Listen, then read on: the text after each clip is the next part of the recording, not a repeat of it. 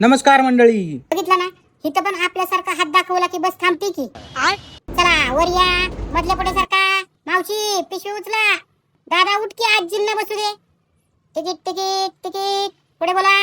अरे सगळ्यांनाच नोटा काढल्या तर सुट्टा आणायचं कुठून? बाबा दरवाजा लावून घ्या.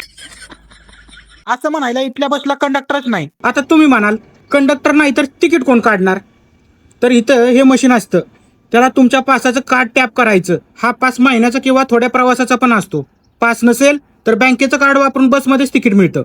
तुम्हाला असं वाटत असेल मी पास लावला की नाही लावला, कुणाला कळतंय?